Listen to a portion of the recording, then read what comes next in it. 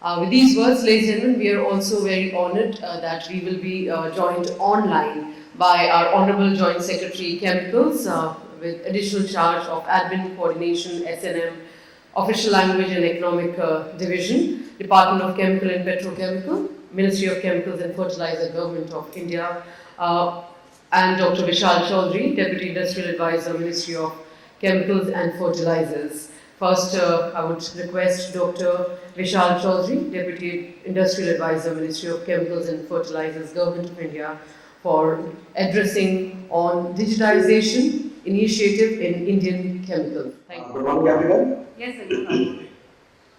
Yeah. So first of all, I'm very thankful for inviting me and giving me this opportunity to speak on this very appropriate topic and this very appropriate conference. I'm really thankful for you. Now I'll just share my brief presentation and just quickly go. I will be more specifically speak on what is the scenario of Indian chemical industry and how it is scaling its growth. And there are certain conventions and obligations, international obligations, which Government of India has signatory, and we are doing the compliance of that. I'll just explain what are those compliance required for the Indian chemical sector itself. So I just share my presentation. I think it's visible. Yes, sir, it is. So, yeah, so this will be the structure presentation. First, very quickly, I will give the sector overview, then we'll discuss the international conventions for the chemicals, pertaining to chemicals, then the global regulation scenario for the chemical sector, then we will just briefly speak about the achievements of the department and initiatives taken by the government in this regard. So, when we talk about chemicals, chemicals is a very important commodity. As already contextually said by the earlier speakers, that it is a very important commodity and a crucial part of economy. The chemical sector or the chemical commodity is basically the raw material supply for all the sectors, be it healthcare, textile, construction, automobiles, agriculture. Everywhere chemicals is required. Whatever activities we are doing from morning to in the entire day, like we use toothpaste in the morning and in the night after dinner we take coffee. From toothpaste to coffee, we see that from Colgate to coffee, everything is composed of chemicals. So such is the importance of this commodity. And if we go by the stats and the data figures, we can see that we are the sixth in chemical industry or sector is the sixth largest globally with respect to the sales volume. Indian chemical sector is the second largest in the manufacture of such segment dyes and pigments. And if we talk about another such segment, agrochemicals, they are fourth largest producer and exporters in this segment. The present market size is around 219 billion US dollars, and it's expected to reach by 300 in 2025. That is, the sector as a directly and indirectly employs around 4 to 5 million people. So this is the importance of this sector and a very crucial and important aspect of the economy. Basically, if we talk about the index of industrial production, then Indian chemical sector stands at having leadership 2.54%.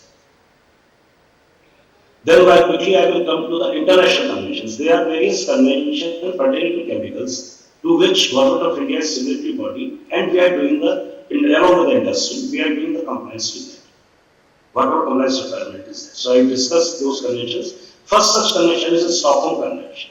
It is basically a treaty, multilateral treaty on persistent organic pollutants. It was signed in 2001 in the Stockholm, and the Government of India ratified that on 13 January 2006. This convention basically monitors the persistent organic pollutants, so those molecules which have this persistent organic pollutants properties. This convention has three annexures, annexure A, B, and C, which has a certain list of chemicals. Annexure A is for, we also call it elimination. It has 20 principles which all the state parties, all the government bodies, all the governments which are signatory to the convention have to take the measures to eliminate the production and use of these chemicals which are listed in annexure A. Similarly, annexure B stands for the restrictions. At present, only two chemicals, one of them is DDT, to which only India, one PSO, Hindustan Insecticides Limited, under this Department of Chemicals, we are only allowed to produce the DDT for a particular public health segment program, malaria control program.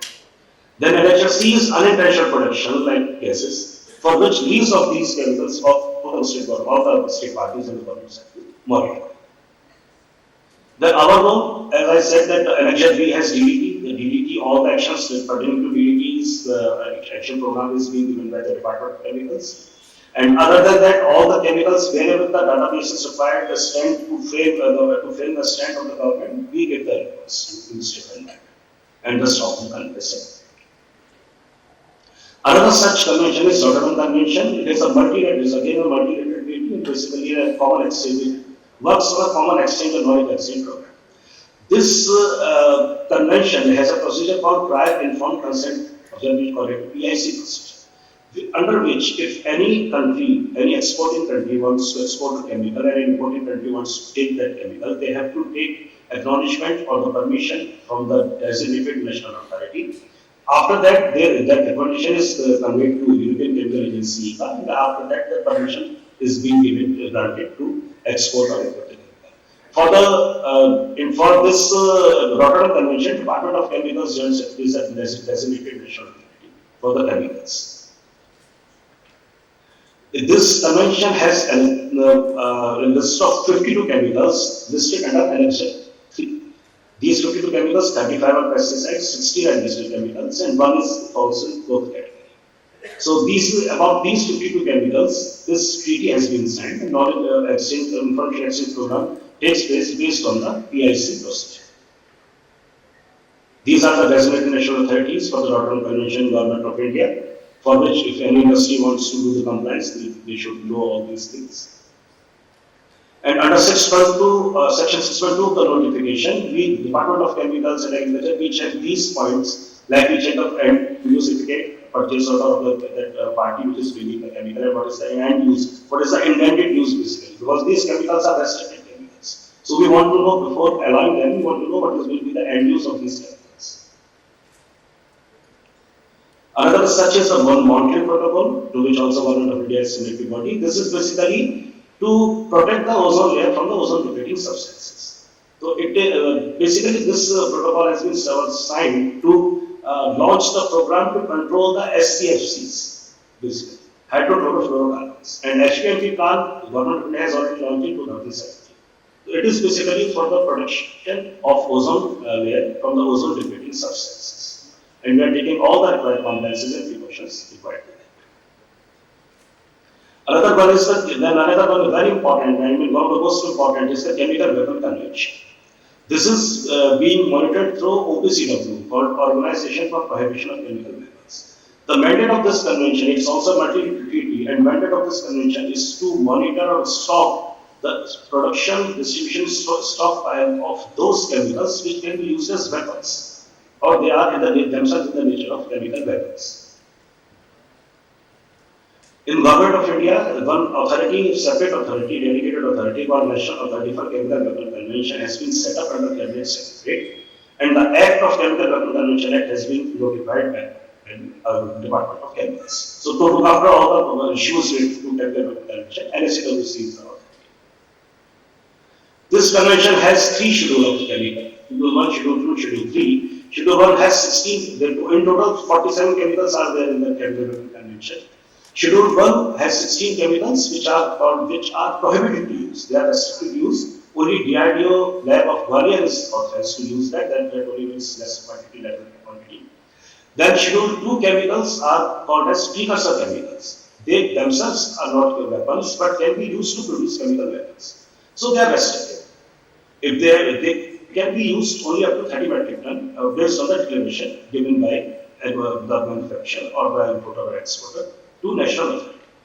Then comes Schedule 3 chemicals which are termed as dual use chemicals. They have their legitimate use in some industry as reagent and as solvent, but they can also be used to produce chemical weapons. So these chemicals, if they are being produced for more than 30 metric ton to any quantity, they have to be given declaration and the Chemical Weapon Convention Act to NSCWC.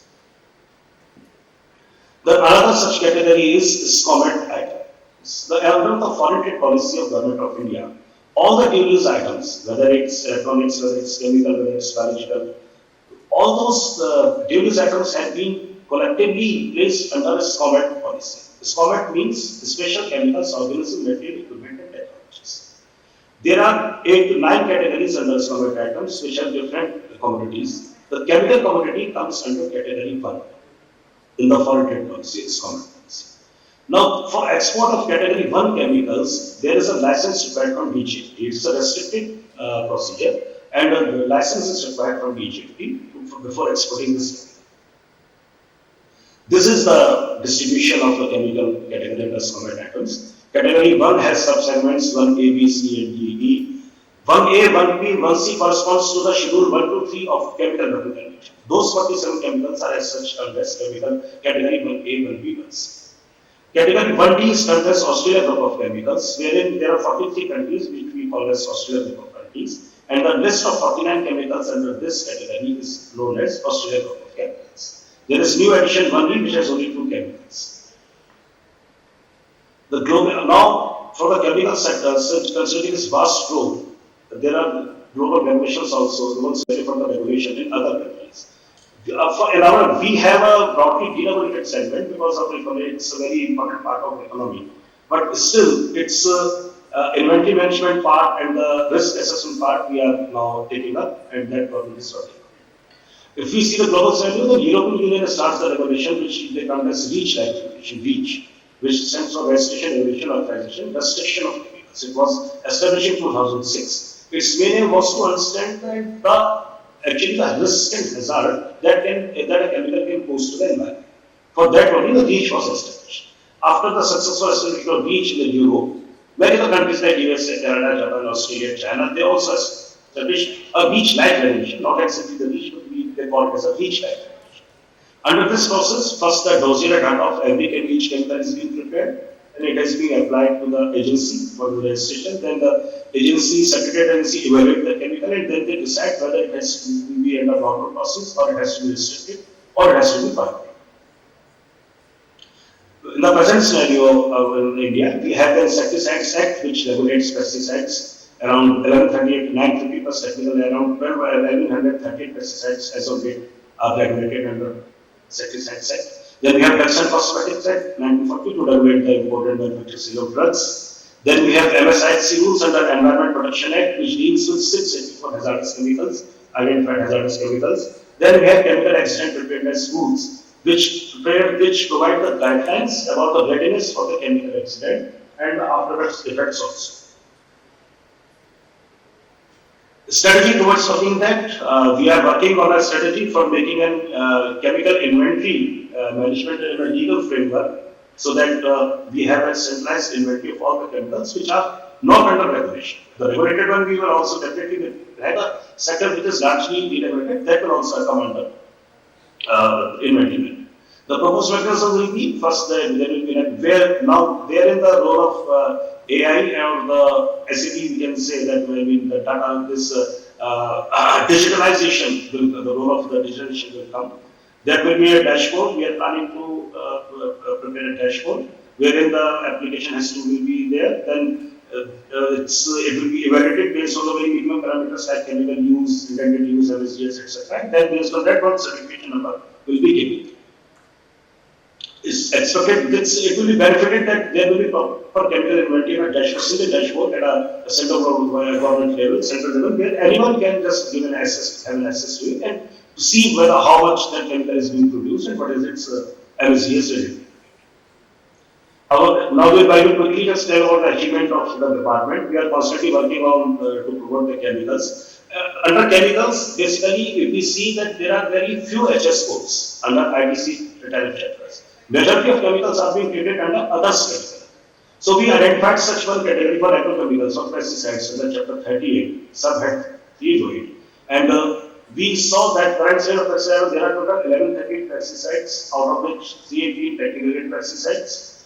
Formulation grade has 820. And all these were classified under chapter 38 through only 33 HS codes. That means 90% of them is coming under others category. So due to this, we are not having the exact data of individual dedicated pesticides. So we prepared a proposal, and based on the proposal, 24 new dedicated access codes have been created in the Finance Bill 2003. 14 access codes for swearing chemicals under chapter 29. 5 access codes for dedicated technical pesticides will identify as the 38, and 5 for formulation. So now at least 14 pesticides have dedicated HS codes, which have already been approved in the finance budget of 2023-24, and they are already being now traded under dedicated tariff lines. Now for pesticides, there are total 57 HS spots have been created and 1081 are remaining, and we are taking a target to achieve zero rust category in the chapter 38. That is the recent achievement of the department, which we have already done.